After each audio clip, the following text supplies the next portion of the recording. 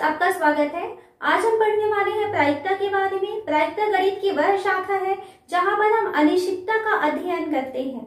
जैसे मान लीजिए हमने कहा कि आज वर्षा हो सकती है, ये अनिश्चित घटना है, हो भी सकती है या नहीं भी हो सकती है। ठीक है, यदि हम कहते हैं कि एक व्यक्ति चुनाव लड़ रहा है, वो जीत जाएगा। अब जीत जाएगा उसकी संभावना कितनी है और हार जाएगा उसकी संभावना कितनी है।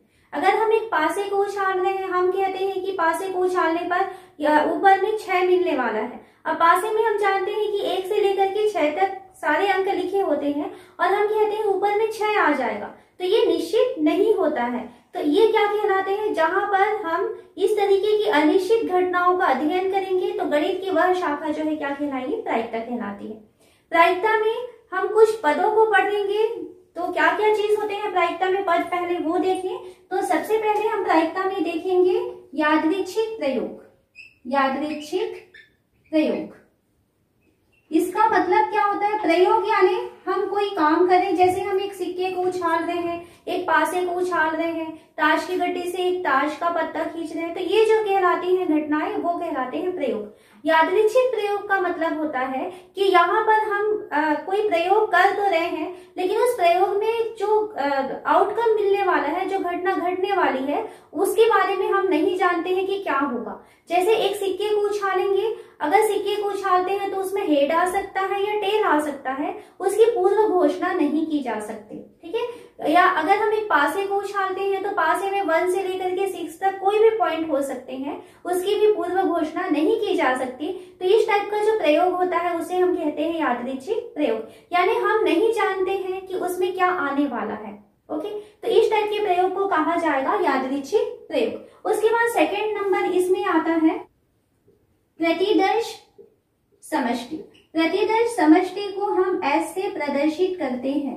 प्रतिदर्श समष्टि का मतलब क्या होता है कि यदि हम कोई प्रयोग करते हैं तो उस प्रयोग में जो जो संभावनाएं होती हैं, जो जो चीजें हो सकती हैं, वे सारी चीजों का जो समुच्चय होगा उसे कहा जाएगा प्रतिदर्श समष्टि। जैसे मान लीजिए हमने एक सिक्के को उछाला, तो एक सिक्के को यदि हम उछालते हैं तो उसमें हेड आ सकता है या टेल आ सकता है।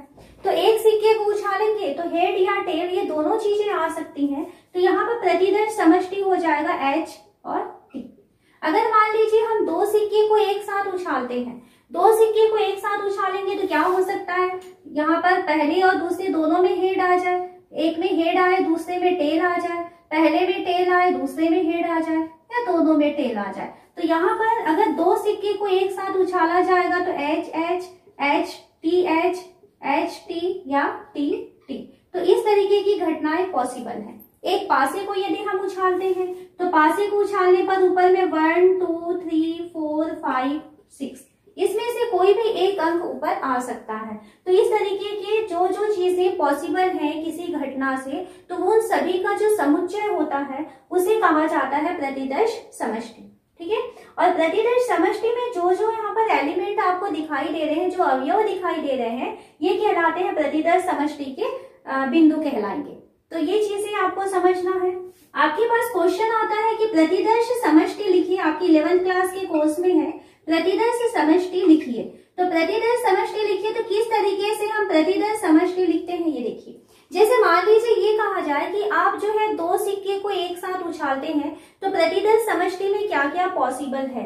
तो देखिए, एक सिक्के को यदि हम उछालेंगे तो हो सकता है उसमें H आ जाए या T आ जाए। इस तरीके से अगर आप सॉल्व करेंगे देन आपकी गलती नहीं होगी। आपको यदि क्वेश्चन पूछा जाए, फर्स्ट क्वेश्चन हम लिखते हैं, 2 सिक्के को उछालने पर, 2 सिक्के को उछालने पर प्रतिदर्श समष्टि के बिंदु ज्ञात कीजिए। प्रतिदर्श समष्टि, तो इसमें आपका कौन कौन सा पॉइंट शामिल होगा? तो क्योंकि हमने 2 सिक्के लिए हैं, फर्स्ट वाला सिक्का हम उछाले, H आ सकता है या T आ सकता है। अगर H आया, उसके बाद हम फिर से एक सिक्का उछाल रहे हैं, तो दूसरा सिक्का जब उछालेंगे तो इसमें भी या तो H आ जाएगा या तो T आ जाएगा। यदि पहले सिक्के में T आता है, टेल आता है, उसके बाद यदि हम दूसरा सिक्का उछालेंगे तो हो सकता है कि दूसरा सिक्का में H आ जाए या T आ जाए। इसमें से सभी घटनाएं जो है वो समसंभावी है, यानी कुछ भी पॉसिबल हो सकता है। तो यहाँ पर कौन कौन सा पॉइंट आएगा प्रतिदर्श समष्टि में देखिए, ये 4 पॉइंट आपके बनने वाले हैं। अब लिखते कैसे हैं इसे देखते हैं। S बराबर हम लिखेंगे फर्स्ट वाले को, क्या लिखेंगे, एच से एच गया, ठीक है, ये एच एच हो गया। सेकेंड इस वाले को लिखना है तो ये कहां से आया है, एच से टी आया है, तो ये आपका एच टी बनेगा।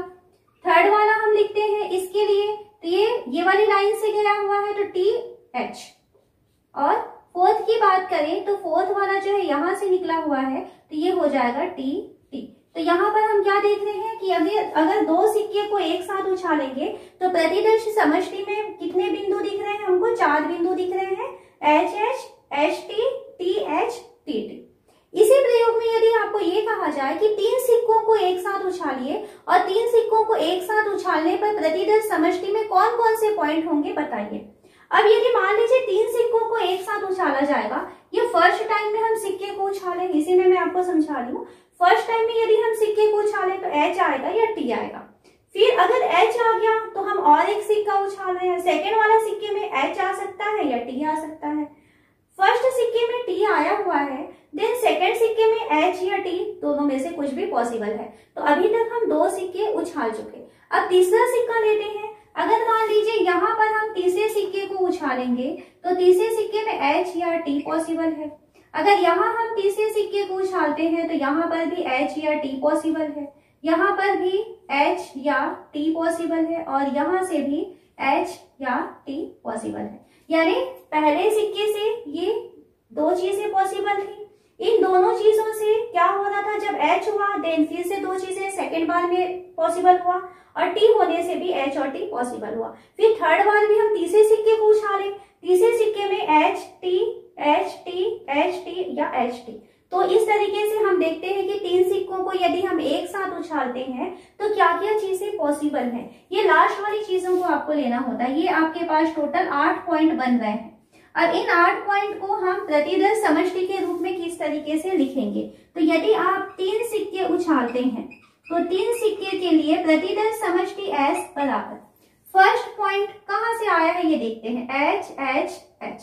तो फर्स्ट पॉइंट के लिए हम लिखेंगे H H H. Second point ये हुआ तो ये कहां से आ रहा है, एच एच, उसके बाद में हम आए थे टी, तो H H T. Third point ये है तो यहां से हम वापस आते हैं H T H, H T H. Fourth point है, यहां से वापस आइए H T T. Fifth point ये है एच एच और ये आया था टी से, तो ये हो गया टी एच एच। ये 6 नंबर है टी एच टी, तो ये आया था टी एच टी। ये 7 वाला कहां से आया था, T T H T T H. And 8 वाला आ रहा है टी टी टी। तो यदि 3 सिक्कों को एक साथ उछाला जाए तो ये सारी समसंभावी घटनाएं होती हैं। इसमें से कोई भी स्थिति जो है वो पॉसिबल होती है। ये समसंभावी घटनाएं क्यों कहलाती हैं, क्योंकि इसमें से कोई भी स्थिति जो है वो समान रूप से आ सकता है, सबकी संभावना एक समान होती है। तो आपके पास एग्जाम में जो कम मार्क्स के क्वेश्चन आएंगे, 1 नंबर या 2 नंबर का क्वेश्चन आ सकता है कि आपको कोई घटना दिया जाएगा तो उसके बाद में आप उसमें प्रतिदर्श समष्टि क्या क्या होंगे उसको लिखिए। तो एक आध 2 एग्जाम्पल और इसके करते हैं जिससे आपको समझ में आएगा। अच्छा, एक चीज इसमें हमें और देखना है कि जब हम यहाँ पर 2 सिक्के को एक साथ उछाल रहे थे तब प्रतिदर्श समष्टि में हमारे पास 4 पॉइंट बन रहे थे। जब हम 3 सिक्के को एक साथ उछाल रहे हैं तब प्रतिदर्श समष्टि में टोटल 8 पॉइंट बन रहे हैं। यानी हम जितने सिक्के उछाल रहे हैं उसके हिसाब से अगर प्रतिदर्श समष्टि में बिंदुओं की संख्या को देखा जाए तो 2 सिक्के उछालने से 4 पॉइंट बन रहा है, 3 सिक्के उछालने से 8 पॉइंट बन रहा है। मतलब क्या रिलेशन है इसका, तो हम जानते हैं कि सिक्के में 2 पहलू होते हैं, हेड या टेल। तो अगर 2 सिक्के उछालेंगे तो यहाँ पर प्रतिदर्श समष्टि में बिंदुओं की संख्या होती है 2 की घात 2। जितने उसमें पॉसिबिलिटीज हैं, हेड या टेल, 2 घटनाएं हो सकती हैं और कितने सिक्के उछाले जा रहे हैं वो उसके घात में आ जाएगा। तो 2 दूनी 4। ठीक है, इसके बारे में आगे और डिटेल से पढ़ेंगे। यहाँ पर हम 3 सिक्के उछाल रहे हैं, एक सिक्के में हेड या टेल, 2 चीजें पॉसिबल है। और कितने सिक्के लिए थे हमने, 3 सिक्के लिए थे। तो इसलिए यहाँ पर प्रतिदर्श समष्टि में बिंदुओं की संख्या हो जाएगी 2 की घात 3 यानी कि 8। तो यहाँ से भी आप इसको चेक कर सकते हैं कि आप सारे पॉइंट्स लिख पाए हैं या नहीं लिख पाए हैं। तो इसके कुछ एग्जाम्पल और देखते हैं। अभी नेक्स्ट क्वेश्चन दिया है, एक सिक्का उछाला गया और केवल उस दशा में जब सिक्के पर चित प्रकट होता है, एक पासा फेंका जाता है, तब प्रतिदर्श समष्टि ज्ञात कीजिए। क्वेश्चन में क्या कहा गया है उसे आपको ध्यान से पढ़ना है। क्या बोला जा रहा है? एक सिक्का उछाला गया, ठीक है, एक सिक्का उछालते हैं। अगर सिक्का को उछालेंगे तो उसमें क्या हो सकता है? एच या टी हो सकता है। फिर क्वेश्चन में कहा गया कि उस स्थिति में जब सिक्के में क्या होना चाहिए? चित प्रकट होना चाहिए, तब हम क्या करेंगे? एक पासा को उछालेंगे। तो चित प्रकट होना चाहिए, चित यानी हेड होता है, ध्यान रखिएगा। चित को हम बोलते हैं हेड, और इसको जो है प्रकट किया जाएगा एच से। और पट ये शब्द आएगा, पट यानी होता है टेल, और इसको हम प्रदर्शित करते हैं टी से। तो क्वेश्चन के अनुसार एक सिक्के को उछाले, हेड या टेल आ सकता है। जब हेड आ जाएगा, चित आ जाएगा, तब हमें एक पासे को उछालना है। अगर हम पासे को उछालेंगे तो पासे में क्या क्या चीजें पॉसिबल है? तो पासे में टोटल 6 पॉइंट होते हैं, पासा समझते हैं आप लोग। तो पासे को यदि उछालेंगे तो 1 आ सकता है, 2 आ सकता है, 3, 4, 5 या 6, इसमें से कोई भी एक पॉइंट ऊपर आ सकता है। यदि 10 आया, 10 आपको कोई काम नहीं करना है। अब क्वेश्चन कहता है कि अगर ऐसा हुआ, एक पासे एक सिक्के को उछाले और सिक्के में यदि हेड आ जाता है, देन आप एक पासे को उछालिए। अब ये बताइए कि आपके पास प्रतिदर्श समष्टि में कौन कौन से पॉइंट्स हो रहे हैं। तो यहाँ पर हम प्रतिदर्श समष्टि एस को लिखें तो एस में क्या क्या चीजें पॉसिबल है? ये एच, हम इस वाले ब्रांच में चलते हैं तो एच के बाद हम जा सकते हैं 1 में, तो पहला पॉइंट हो गया H1। उसके बाद H के बाद सेकेंड हम जा सकते हैं 2 में, तो H2, H3, H4, H5, H6 ये हो सकता है। तो ये आपका H के साथ में 1, 2, 3, 4, 5, 6 ये सारी चीजें हो सकती हैं। हो सकता है कि सिक्के में अगर हम सिक्के को उछाल रहे हैं देन टेल आ जाए, और टेल आ जाएगा, आपको पासा नहीं उछालना है। तो और एक यहाँ पर पॉसिबिलिटीज हो रही है कि सिर्फ टेल आ जाए। तो आपके पास प्रतिदर्श समष्टि में टोटल NS बराबर टोटल 7 चीजें या 7 बिंदु है। तो इस तरीके से आपको सॉल्व करना है। और क्वेश्चन लेते हैं। नेक्स्ट क्वेश्चन हमें क्या दिया हुआ है? एक सिक्के को 2 बार उछाला जाता है, यदि द्वितीय उछाल में शीर्ष आता है तो एक पासा फेंका जाएगा। इस प्रयोग के लिए प्रतिदर्श समष्टि लिखिए। तो क्या बोला जा रहा है? एक सिक्के को 2 बार उछालेंगे, तो सेकेंड में एक सिक्के को 2 बार उछालते हैं। तो अगर पहली बार सिक्के को उछालेंगे तो H या T आ सकता है, फिर 2 बार उछालना है तो H आया, देन सेकेंड बार H या T आ सकता है, T आने से भी सेकेंड बार H या T आ सकता है। फिर क्वेश्चन के अकॉर्डिंग अगर मान लीजिए दूसरे बार में क्वेश्चन कहता है कि अगर दूसरे उछाल में शीर्ष आता है, शीर्ष यानी होता है हेड, तो अगर हेड आएगा तो आप जो है क्या करेंगे? एक पासे को उछालेंगे। तो हेड कहाँ कहाँ पे आया है? देखिए ये हेड है और ये हेड है। अगर दूसरे बार में हेड आएगा तो आप एक पासे को उछालेंगे। पासा उछालेंगे तो आपको 1, 2, 3, 4, 5 और 6 ये हो सकता है। यदि टेल आया देन पासा नहीं उछालेंगे। यहाँ पर हेड आया तो हेड में आप अगर आ चुका है तो आप पासा उछालेंगे 1, 2, 3, 4, 5 और 6। सेकेंड टाइम में अगर टेल आता है तो आपको कुछ नहीं करना है। अब हमें कहता है कि प्रतिदर्श समष्टि लिखिए, क्या क्या पॉइंट होंगे। तो यहाँ से आप बना सकते हैं प्रतिदर्श समष्टि एस में क्या होगा। सबसे पहले हम यहाँ पर चलते हैं, यहाँ से हम आगे बढ़े देन यहाँ पहुंचे, और इसके साथ में आपको ये 6 पेयर मिल जाएंगे।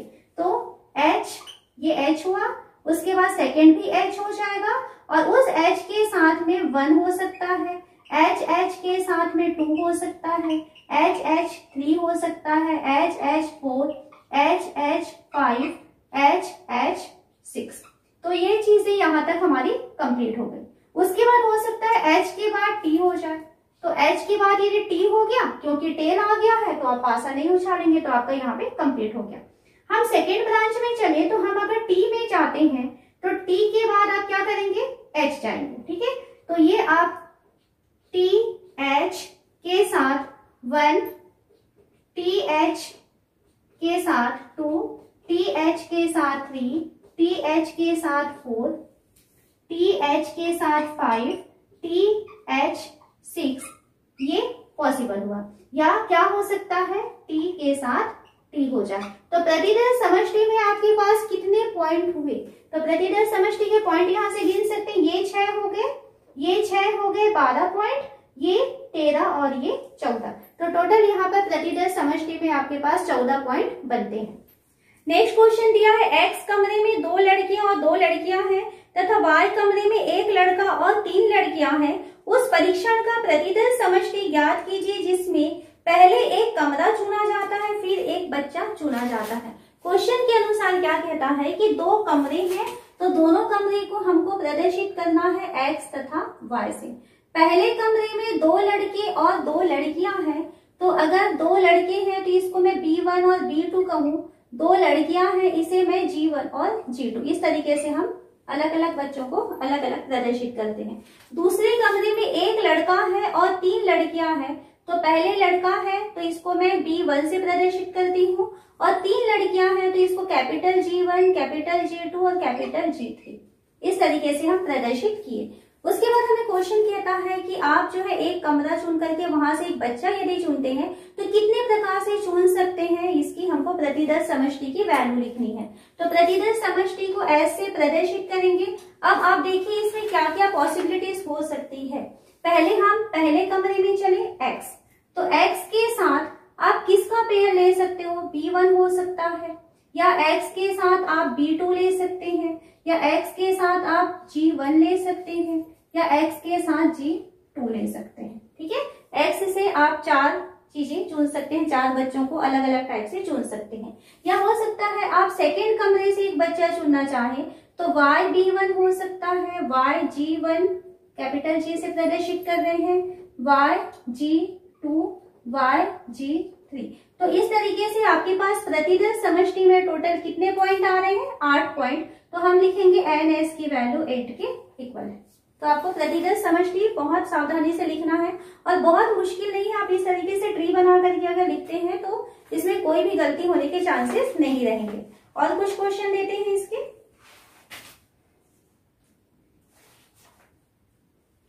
एक क्वेश्चन दिया है, एक सिक्का उछाला जाता है, यदि परिणाम जीत हो तो एक पासा फेंका जाता है, यदि पासे पर एक सम संख्या प्रकट होती है तो पासे को पुनः फेंका जाता है।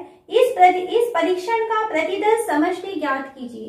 क्वेश्चन को ध्यान से समझें। एक सिक्का उछाला जाता है तो ड्रॉ करें, एक सिक्के को उछालेंगे, हेड आ सकता है या टेल आ सकता है। उसके बाद क्वेश्चन में कहा है यदि परिणाम चित्त होता है, परिणाम चित्त होता है मतलब अगर मान लीजिए उसमें हेड आया तो क्या करेंगे, तो हम एक पासे को फेंकेंगे। पासे फेंकेंगे तो क्या क्या चीजें पॉसिबल है, पासा फेंकने से आपके पास 6 पॉसिबिलिटीज हो सकती हैं, 1 2 3 4 5 और 6। ठीक है, हेड आया, पासे को फेंक दिए। उसके बाद यदि पासे पर एक सम संख्या प्रकट होती है तो पासे को फिर से फेंकेंगे और इस परीक्षण का प्रतिदर्श समष्टि ज्ञात करेंगे। पासे में यदि सम संख्या होती है, सम संख्याएं क्या क्या पॉसिबल है, 2 हो सकता है, 4 हो सकता है या 6 हो सकता है। पहले सिक्के को फेंके, हेड और टेल आ सकता है। यदि हेड आएगा तो पासे को फेंकिए, पासे में यदि सम संख्या आएगा तो फिर से पासे को फेंकिए, तो फिर से पासा फेंकेंगे तो 6 पॉसिबिलिटीज फिर हो सकती हैं, 1 2 3 4 5 एंड 6। अगर ये सम संख्या आती है तो फिर से पासा फेंकना है आपको, 1 2 3 4 5 एंड 6। और 6 यदि आता है तो भी आपको पासा फेंकना है क्योंकि सम संख्या है 1 2 3 4 5 एंड 6। अब इतना करने के बाद हमें कहता है कि प्रतिदर्श समष्टि में पॉइंट्स क्या क्या हैं, आप लिखिए। तो आप देख सकते हैं टोटल कितने पॉइंट है, पहले देखिए यहाँ पर ये 6 पॉइंट, ये 6 पॉइंट और ये 6 पॉइंट, टोटल 18 पॉइंट हो चुके। उसके बाद ये और ये 3 पॉइंट हमारे यहाँ पे छूट रहे हैं, 18 और 3 हो गए 21। और अगर टी आ जाता है, टेल आ जाता है, देन आपको पासा नहीं फेंकना था। तो ये क्या हो गए, 18 हुए थे, 19 20 21 और 1 22, टोटल 22 पॉइंट है जो कि आपको इस तरीके से लिखना है। सर्पाकार कोष्ठक S लिखेंगे और S में आप क्या क्या लिखेंगे, H के बाद 1 या H के बाद 3, मैं विषम को पहले लिख ले रही हूँ, H के बाद 5। अगर विषम आ गया देन आपको पासा और नहीं फेंकना था। या हो सकता है H के बाद यदि 2 आ जाता तो H2 अगर आता तो H2 के साथ 1 का पेयर बनेगा, H2 के साथ 2 का पेयर बनेगा, H2 3, H2 4, H2 5, H2 6। क्योंकि सम आएगा तो आपको एक पासा फेंकना था। अगर h के साथ 4 आता तो क्या लिखते हैं आप, h4, क्योंकि सम संख्या है, फिर पासा फेंकेंगे, h4 1, h4 2, h4 3, h4 4, h4 5, h4 6। अगर 6 आएगा तो फिर से आपको करना पड़ेगा, तो h6 1, h6 2, h6 3, h6 4, h6 5, h6 6। ये सारी चीजें पॉसिबल हो गई। या हो सकता है कि पहली ही बार में जब हम सिक्के को उछाले थे तो टेल आ जाए। अगर सिक्के को उछालेंगे और टेल आ जाता है तो आपको पासे को फेंकना नहीं है। तो इस तरीके से आप जो है, और भी आपके बुक में क्वेश्चन दिए हुए हैं, प्रतिदल समष्टि किस तरीके से लिखा जाता है वो आप अच्छे से समझ लीजिए। अब हम देखते हैं कि घटना क्या होती है। यदि हमें ये कहा जाए कि अगर हम एक सिक्के को फेंकते हैं तो ऊपर में हेड आना चाहिए, तो ऊपर में यदि हेड आ जाता है तो इसे हम कहेंगे घटना। और घटना को हम इस तरीके से प्रदर्शित करते हैं, अगर हम एक सिक्के को फेंकते हैं तो हेड आएगा, ये हम कह रहे हैं, तो ए बराबर क्या होता है, सिक्के में हेड आना। तो अगर इस तरीके से हमको कहा जाता है तो हम कहेंगे कि ये ए जो है वो एक घटना है। अगर हम एक पासे को फेंक रहे हैं और ये कहा जाए एक पासे को फेंकने पर ऊपरी फलक में 5 या 5 से अधिक संख्या आती है, तो पासे को फेंकने पर ऊपरी फलक में 5 या 5 से अधिक संख्या आती है, तो घटना क्या हुआ, पासे के फलक में या ऊपरी फलक में क्या होना चाहिए, 5 या 5 से अधिक। तो यहाँ पर घटना क्या हो रही है कि आपको एक में क्या क्या पॉइंट मिलेंगे, या तो 5 मिलेगा या तो 6 मिलेगा, तो ये घटना कहलाती है। उसके बाद हम देखते हैं कि पूरक घटना क्या होती है। तो पूरक घटना का मतलब क्या होता है कि अगर आपको एक घटना दिया हुआ है, उस घटना के ऑपोजिट घटना को कहा जाता है पूरक घटना। हमने क्या कहा कि एक पासे को फेंकेंगे तो ऊपर में 5 या 5 से अधिक संख्या मिलनी चाहिए, यानी कि 5 या 6 मिलना चाहिए, ये एक घटना है। तो इसका पूरक घटना क्या होगा, जब हमें ऊपर में 5 या 6 नहीं मिलेगा वो हो जाएगा उसकी पूरक घटना। तो इसे हम ए बाल से प्रदर्शित करेंगे, ऊपर इस तरीके से लाइन खींचा जाता है। तो इसमें क्या होगा, जो ये पॉइंट है प्रतिदल समष्टि में आपके पास जितने पॉइंट थे, प्रतिदल समष्टि अगर एक पासे को फेंकेंगे 1 2 3 4 5 और 6 था, इसमें से अगर 5 और 6 आ जाता है तब हम कहते हैं कि एक घटना ए घटी है। तो घटना ए कब नहीं घटेगी, यानी वो उसका ऑपोजिट क्या होगा, जब ऊपरी फलक में इस 5 और 6 को छोड़ करके अगर बाकी वैल्यूज आ जाए 3 4, तब हम कहेंगे कि ये ए बार जो है वो ए का पूरक है। यानी ए और ए बार को यदि आप जोड़ देते हैं या मिला देते हैं तो टोटल आपको प्रतिदल समष्टि मिल जाना चाहिए, तब हम क्या कहेंगे कि ये उसकी पूरक घटना है। जैसे मान लीजिए आप एक सिक्के को उछालते हैं, यहाँ पर हम 2 सिक्के ले लें, अगर हम 2 सिक्के को उछालेंगे देन आपके पास प्रतिदल समष्टि में H H, H T, T H या टी टी मिलता है। आपको एक घटना डिफाइन किया है कि 2 सिक्के आप एक साथ उछालते हैं और दोनों ही सिक्के के ऊपरी फलक में आपको टेल मिलना चाहिए। तो घटना क्या हुई, घटना ये हो रहा है कि दोनों ऊपरी फलक में टेल मिलना चाहिए, यानी टी टी जो है इसकी घटना होगी। अब इसकी पूरक घटना क्या है, तो पूरक घटना को हम ए बार से प्रदर्शित करेंगे। तो ए बार में कौन कौन शामिल होगा, इसको छोड़ करके बाकी जो पॉइंट्स है प्रतिदल समष्टि के, वे सारे पॉइंट जो है वो ए बार में शामिल हो जाएंगे, यानी H H, H T, T H और ये 3 चीजें। तो आपको घटना और पूरक घटना समझ में आ रहा होगा। क्वेश्चन में जो चीज बोला जाएगा, घटना को डिफाइन किया जाएगा, प्रतिदल समष्टि में उतने पॉइंट को छोड़ करके बाकी पॉइंट्स जो बनते हैं वो उसके पूरक घटना कहलाते हैं, और इसको बाल से प्रदर्शित करेंगे। उसके बाद हम सेकेंड देखते हैं कि घटना ए और घटना बी, इसका क्या मतलब होता है, और सेकेंड हम इसमें थर्ड देखेंगे कि घटना ए या घटना बी, इसका क्या मतलब होता है इसके बारे में। घटना ए और घटना बी के बारे में फिर से हम इसमें एक एग्जांपल लेते हैं। यदि हम एक पासे को उछालते हैं, एस प्रतिदल समष्टि में आ रहा है 1 2 3 4 5 6, ये 6 पॉइंट हमको प्रतिदल समष्टि में मिल जाते हैं। ठीक है, पासे को उछालेंगे, इसमें से कोई भी एक पॉइंट आ सकता है। हम एक घटना ए डिफाइन किए हैं। घटना ए कहता है कि अगर आप एक पासे को उछालते हैं और 1 या 2 आता है तो घटना ए घट गई। सेकेंड घटना हम बी डिफाइन करते हैं कि अगर हम एक पासे को उछाल रहे हैं और ऊपर में जो है 3 या 3 से बड़ी संख्या मिलती है, या फिर मैं इसको लिखूं कि सम संख्या मिलती है। घटना बी को मैं डिफाइन की हूँ, ए बराबर मैं लिखती हूँ 1 या 2 और बी को लिख रही हूँ सम संख्या। तो सम संख्या यदि मिलती है तो घटना बी घटेगी, 2, 4 और 6। तो यहाँ पर हम 2 घटनाएं डिफाइन किए हैं। एक पासे को उछालने से अगर 1 या 2 मिलता है तो घटना ए कहलाएगी, यदि उसमें सम संख्या होता है तो घटना बी कहलाएगी। अब हम देखते हैं कि घटना ए और घटना बी का मतलब क्या है। तो इसके पहले आप लोग समुच्चय वाला टॉपिक पढ़े हुए हैं, वहां पर और या ये दोनों शब्दों के बारे में आप परिचित हैं कि क्या होते हैं। घटना ए और घटना बी का मतलब है कि घटना ए भी घटेगी और घटना बी भी घटेगी, यानी दोनों का कॉमन घटना। तो यहाँ पर ए और बी को हम लिखते हैं ए इंटरसेक्शन बी से, और हम देखेंगे कि इन दोनों में क्या पॉइंट है जो कॉमन है। तो हम क्या देख रहे हैं, दोनों में 2 आया हुआ है, दोनों के पास है। तो इस कारण से अगर ए और बी बोला जाएगा, घटना ए और घटना बी, तो जो दोनों का कॉमन पॉइंट आएगा वो घटना ए और बी कहलाएगा। इसी में यदि कहा जाए घटना ए या घटना बी, तो या का मतलब क्या होता है, यूनियन होता है। तो अगर आपको ए या बी कहा जाएगा तो आपको लेना है ए यूनियन बी की वैल्यू।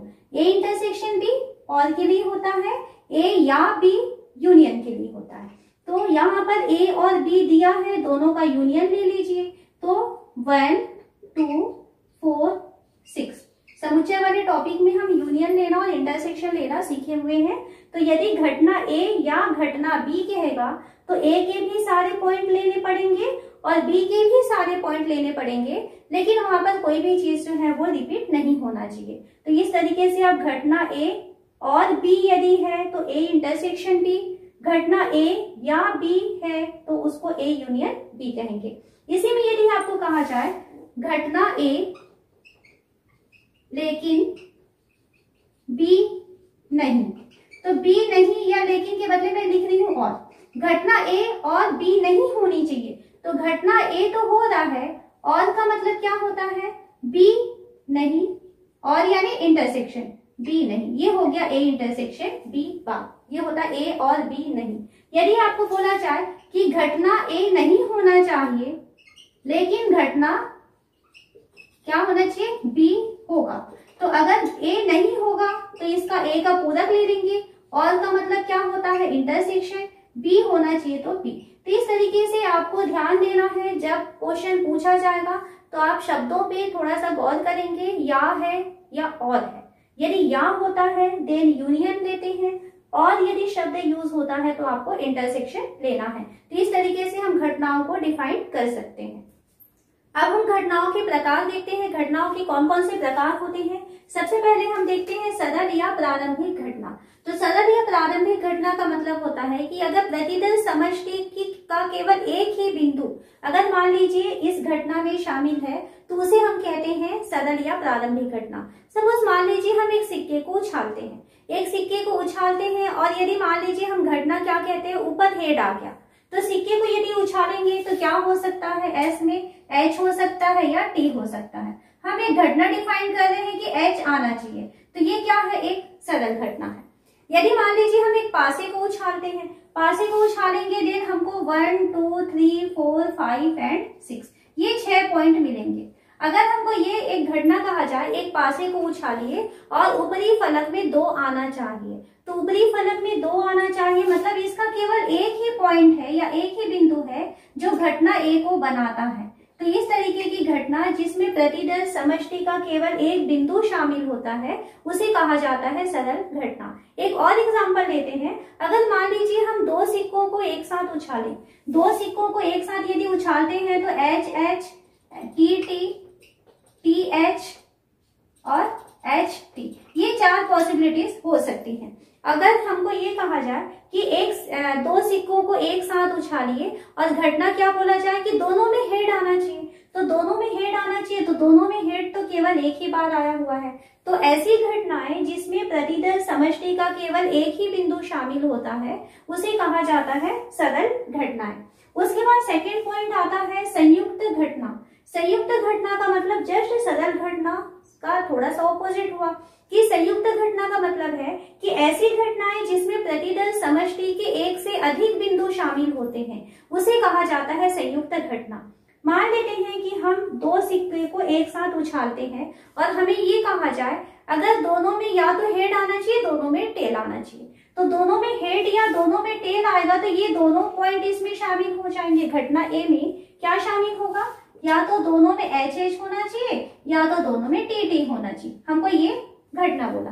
तो यहाँ पर प्रतिदल समष्टि के दो बिंदु शामिल हो रहे हैं तो ये क्या होगा, ये हो जाएगा संयुक्त घटना। यदि हम एक पासे को उछालते हैं और हमें ये कहा जाए पासे को उछालने पर सम संख्या आना चाहिए, अब सम संख्या आएगा मतलब क्या क्या चीजें पॉसिबल है, 2, 4 और 6। तो यहाँ पर अगर सम संख्या को एक घटना माना जाएगा तो सम संख्या अगर एक घटना ए है तो ए में कौन कौन से पॉइंट शामिल होंगे, 2, 4 और 6, यानी कि प्रतिदल समष्टि के 3 बिंदु यहाँ पर शामिल हो रहे हैं। तो ऐसी घटना जिसमें प्रतिदल समष्टि के एक से अधिक बिंदु शामिल होते हैं उसे कहा जाता है संयुक्त घटना। तो ये आपको क्लियर हो गया होगा। उसके बाद है निश्चित या अवश्यंभावी घटना। जो घटना निश्चित घटेगा ही, 100% चांस है उसका कि वो होगा ही, तो इस टाइप की घटनाओं को कहा जाता है निश्चित घटना। जैसे अगर मैं कहूँ कि एक पासे को उछालेंगे और पासे में 1 से लेकर के 6 तक का कोई भी नंबर आ जाता है तो वो घटना घटी। तो हम पासे को उछालते हैं तो हमें तो मालूम है कि पासे में 1 से 6 तक के ही अंक लिखे होते हैं, और घटना किसको माना जा रहा है कि पासे में 1 से 6 तक के अंक ऊपर आना चाहिए, तो ये तो 100% आएगा ही, कोई ना कोई अंक ऊपर आ जाएगा। तो इस तरीके की घटना क्या हो गई, निश्चित घटना हुई।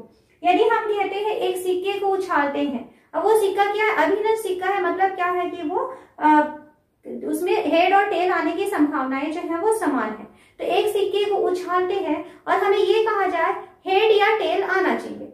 अब सिक्के में हेड और टेल ही होता है, या तो हेड आएगा या तो टेल आएगा, दोनों में से तो एक आना ही आना है। तो इस तरीके की घटना जिसमें से प्रतिदल समष्टि का हर एक पॉइंट शामिल हो सकता है तो उसे हम कहते हैं निश्चित या अवश्यंभावी घटना, या वो घटना वो घटेगी ही, तो इसे कहते हैं निश्चित घटना। उसके बाद में आता है असंभव घटना, यानी जो पॉसिबल ही नहीं है, इस टाइप की घटना को कहा जाता है असंभव घटना। अगर हम एक एग्जांपल लें, एक पासे को उछालिए और ऊपरी फलक में 7 या 7 से बड़ी संख्या आनी चाहिए। पासा आप सभी ने देखा हुआ है, पासे में जो है आपके पास क्या होते हैं, 1 से लेकर के 6 पॉइंट, उसके 6 फलक होते हैं और हर फलक में 1, 2, 3, 4 इस तरीके से 6 पॉइंट बने होते हैं। आपको घटना क्या बोला जा रहा है कि पासे के ऊपर में 7 आना चाहिए या 7 से ज्यादा अंक आना चाहिए, तो पासे में तो 7 होता ही नहीं है, तो कैसे आएगा वो, तो ये क्या है, इम्पॉसिबल है।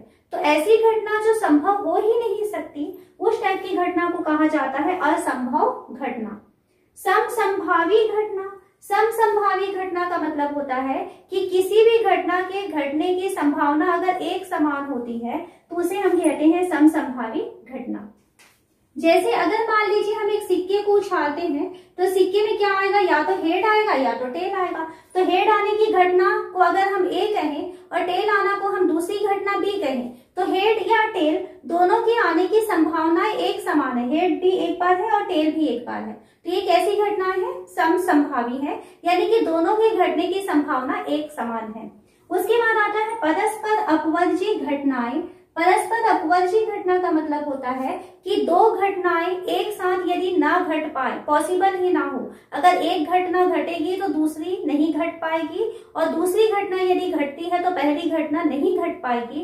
तो इस टाइप की जो अगर संभावना या इस टाइप की जो घटनाएं होती हैं उसे हम कहते हैं अपवर्जी घटनाएं। एक एग्जाम्पल लेते हैं, यदि हम एक पासे को उछालते हैं तो पासे को उछालते हैं तो हमारे पास पॉइंट आते हैं 1, 2, 3, 4, 5 और 6।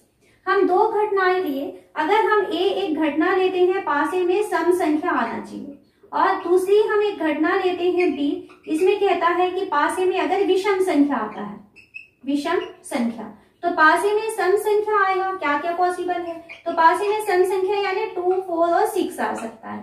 बी यानी विषम संख्या आना चाहिए 1, 3 और 5। तो यहाँ पर आप देखिए, यदि पासे के ऊपरी फलक में सम आता है तो विषम नहीं आएगा, 2 आया, 3, 4, 5 नहीं आएगा। तो इस तरीके की जो घटना है जहां पर दोनों में से कोई एक पॉसिबल है तो दूसरा पॉसिबल नहीं हो सकता, तो इस टाइप की घटनाओं को हम कहते हैं परस्पर अपवर्जी घटनाएं। या इसको और इस तरीके से समझा जा सकता है कि अगर हम इन दोनों घटनाओं का इंटरसेक्शन लेते हैं, यानी ए और बी का उभयनिष्ठ पॉइंट अगर निकालेंगे तो इसकी वैल्यू 5 हो जाती है, कोई भी कॉमन एलिमेंट नहीं आता है, तब हम इस टाइप की घटनाओं को कहते हैं कि ये अपवर्जी घटनाएं हैं। उसके बाद नेक्स्ट है परस्पर अपवर्जी हो गया हमारा संपूर्ण या निःशेषी घटनाएं। यदि 2 या 2 से अधिक घटनाएं घटती हैं और क्या होता है कि उन सभी को यदि हम यूनियन ले लें, उन सभी को यदि मिला दिया जाए, देन क्या होगा, वो पूरे प्रतिदर समष्टि का निर्माण करता है। तो इस टाइप की घटनाओं को कहा जाता है संपूर्ण या निःशेषी घटनाएं। सपोज मान लीजिए हमने एक पासे को उछाला, ठीक है, कुछ घटनाएं हम यहाँ पर डिफाइन करें, इसको मैं हटा दे रही हूँ, कुछ घटनाएं हम यहाँ पर डिफाइन करते हैं। मान लीजिए हम एक घटना लेते हैं ए, तो एक घटना ए बराबर मैं लिखती हूँ यहाँ पे 1 और 2, दूसरी घटना बी लिख रहे हैं 1, 2, 3 और तीसरी घटना सी ले रहे हैं 2, 4, 6। तो यहाँ पर हम 3 घटनाएं डिफाइन किए हैं। अब इन तीनों घटनाओं को यदि यूनियन ले लिया जाए, यानी A union B union C, तो अगर हम इन तीनों घटनाओं का यूनियन लेते हैं तो 1, 2, 3, 4, यहाँ पर एक पॉइंट और लेना पड़ेगा हमको, 5 और 6 ले लेते हैं। तो यहाँ पर अगर तीनों का यूनियन लेते हैं तो 1, 2, 3, 4, 5, 6, तो यूनियन यदि ले रहे हैं तो हमको क्या मिल रहा है, पूरा प्रतिदर समष्टि एस मिल जा रहा है, सारे पॉइंट शामिल हो रहे हैं उसमें। तो ऐसी घटनाएं जहां पर इन सभी का यूनियन ले लिया जाए, देन आपको पूरा प्रतिदर समष्टि एस मिल जाता है। तो इस टाइप की घटनाओं को कहा जाता है संपूर्ण या निःशेषी घटनाएं। उसके बाद नेक्स्ट आता है परस्पर अपवर्जी और संपूर्ण घटनाएं। परस्पर अपवर्जी हम समझ चुके हैं, अपवर्जी मतलब क्या होना चाहिए, इंटरसेक्शन की वैल्यू जो है वो 5 होना चाहिए, यानी कोई भी चीज कॉमन नहीं होगा। और निःशेषी या संपूर्ण घटना मतलब क्या हुआ कि उनका यदि यूनियन ले लिया जाए, देन पूरा जो है प्रतिदर समष्टि एस मिल जाना चाहिए। अब इन दोनों को अगर हम मिला करके बात करें तो क्या बोल रहा है, संपूर्ण अपवर्जी भी होना चाहिए और साथ ही साथ वो निःशेषी भी होना चाहिए। अब आप किस तरीके की घटनाएं इसमें शामिल कर सकते हैं, तो यहाँ पर मैं प्रतिदर समष्टि एस को ले रही हूँ, एक पासे का ही एग्जाम्पल लेते हैं, 1, 2, 3, 4, 5 और 6। 2 घटनाएं डिफाइन करते हैं, ए एक घटना लिया है, सपोज यहाँ पे मैं ले रही हूँ 2, 4, 3 घटनाएं लेते हैं। चलिए बी बराबर लेते हैं 1, 3 और सी बराबर हम ले लेते हैं 5 और 6। तो इस तरीके से हमने 3 घटनाएं डिफाइन की। अब यहाँ पर हम कोई भी 2 घटना को लेते हैं, जैसे ए और बी लेते हैं, ए और बी में कोई भी पॉइंट आपका कॉमन नहीं है, यानी इनका इंटरसेक्शन 5 होगा, दोनों में अलग अलग पॉइंट है। बी और सी का इंटरसेक्शन लिया जाए तो इसमें भी कोई पॉइंट जो है वो कॉमन नहीं आ रहा है। ए और सी का इंटरसेक्शन लिया जाए तो इन दोनों में भी कुछ भी कॉमन नहीं है, यानी 3 घटनाएं लिए हैं और तीनों में कोई भी पॉइंट, कोई भी 2 अगर पेयर लेते हैं तो कॉमन एलिमेंट नहीं आता है। मतलब क्या है, ये अपवर्जी है। ओके, अपवर्जी तो क्लियर हुआ। साथ ही साथ हमें संपूर्ण घटनाएं भी कहा है, और हम अगर इन तीनों का यूनियन ले ले तो देखिए क्या होगा। यूनियन अगर लेते हैं, A union B union C, तो अगर ये लेते हैं तो 1, 2, 3, 4, 5, 6, आपको ये सारा कुछ मिल जा रहा है, 3, 4, 5 एंड 6। तो यहाँ पर कोई भी 2 का यदि इंटरसेक्शन लिया जाता है तो 5 आता है। अगर इन तीनों का यूनियन लिया जाता है, देन क्या होता है, यहाँ पर एस की वैल्यू या एस मिल जाता है। तो इस टाइप की घटनाएं जहां पर कोई भी कॉमन एलिमेंट नहीं होगा, लेकिन अगर सभी का यूनियन लिया जाए तो आपको प्रतिदर समष्टि पूरा का पूरा मिल जाता है, उसे कहा जाता है परस्पर अपवर्जी तथा संपूर्ण निःशेषी घटनाएं। आप इनके नाम को याद रखिए, क्योंकि जब क्वेश्चन आएंगे तो घटनाएं अगर दी गई है तो आपको समझ में आना चाहिए कि यहाँ पर आपको किस तरीके का क्वेश्चन आ रहा है। उसके बाद आता है अनुकूल घटनाएं। अनुकूल घटनाएं जस्ट इसका ऑपोजिट हो जाएगा। अगर 2 या 2 से अधिक घटनाएं हैं और दोनों में क्या हो रहा है कि उसमें कुछ कॉमन पॉइंट आ जाता है, तभी इस टाइप के हम घटनाओं को कहते हैं कि वो अनुकूल घटनाएं हैं। ठीक है, तो ये घटनाओं के प्रकार हैं। अब हम देखते हैं कि इसमें क्वेश्चन किस तरीके से आपको पूछे जाएंगे। एक क्वेश्चन दिया है, एक पासा फेंका जाता है। मान लीजिए घटना ई पासे पर संख्या 4 दर्शाता है और घटना एफ पासे पर सम संख्या दर्शाता है, तो क्या ई और एफ अपवर्जी घटना है। एक पासा फेंका जाता है, तो पासा फेंकेंगे तो क्या होगा, यहाँ पर 1 2 3 4 5 और 6, ये 6 पॉइंट हमको प्रतिदर्श समष्टि में मिल जाते हैं। फिर कहता है कि घटना ई का मतलब है कि 4 आएगा, तो एक घटना ई लिए है, ई का मतलब है पासे में 4 मिल जाएगा। दूसरी घटना एफ का मतलब होता है कि पासे में जो है सम संख्या आना चाहिए, यानी 2 4 और 6 आना चाहिए। ये क्वेश्चन है। क्वेश्चन हमको पूछता है क्या ई और एफ परस्पर अपवर्जी है। अपवर्जी का मतलब अभी हमने क्या देखा, यदि दो घटनाएं लेते हैं और दोनों का इंटरसेक्शन अगर 5 हो जाता है तब वो अपवर्जी घटनाएं कहलाती हैं। तो यहाँ पर हम देखेंगे कि इन दोनों में कुछ कॉमन पॉइंट आया है। ई इंटरसेक्शन एफ में आपको एक पॉइंट मिलता है, वो है 4, दोनों में हमको 4 मिल जाता है। इज नॉट इक्वल टू 5, क्योंकि ये क्या है, ये रिक्त समुच्चय नहीं आ रहा है, कॉमन पॉइंट आ रहा है, तो हम यहाँ पर क्या कहेंगे कि ये अपवर्जी नहीं है। अपवर्जी होने के लिए आपको क्या मिलना चाहिए, दोनों में कोई कॉमन पॉइंट नहीं मिलना चाहिए। इस तरीके से आपको पहचानना है। एक क्वेश्चन यहाँ पर और लेते हैं। एक पासा फेंका जाता है, निम्नलिखित घटनाओं का वर्णन कीजिए। ए संख्या 7 से कम। पासा फेंक रहे हैं तो आपके पास क्या क्या पॉइंट होंगे, 1 2 3 4 5 एंड 6। हमें एक घटना ए बोलता है कि 7 से कम होना चाहिए, तो 7 से कम में कौन कौन से पॉइंट आएंगे, तो 7 से कम में ये सारे पॉइंट आपके शामिल हो जाएंगे, 4 5 एंड 6। सेकेंड हमको एक घटना उसने डिफाइन किया है, घटना बी का मतलब होता है 7 से बड़ी संख्या। तो पासे को फेंकेंगे तो देखिए प्रतिदर्श समष्टि में कोई भी पॉइंट 7 से बड़ी संख्या नहीं है, तो घटना बी का मतलब है 7 से बड़ी संख्या, मतलब आपको इस तरीके से रिक्त समुच्चय रहेगा, यानी इसकी वैल्यू 5 के बराबर हो जाएगी। घटना सी बोलता है संख्या 3 का गुणज होना चाहिए, तो घटना सी का मतलब क्या बोला है, वो 3 का गुणज। 3 का गुणज यानी जो संख्याएं 3 के पहाड़ा में आती हैं, तो सी में कौन कौन से पॉइंट शामिल होंगे, जो एस के बिंदु हैं 3 और 6। तो इस तरीके से आपको घटनाओं को लिखना है कि क्या क्या चीज दिया है, सावधानी से पढ़ना है और सॉल्व करना है।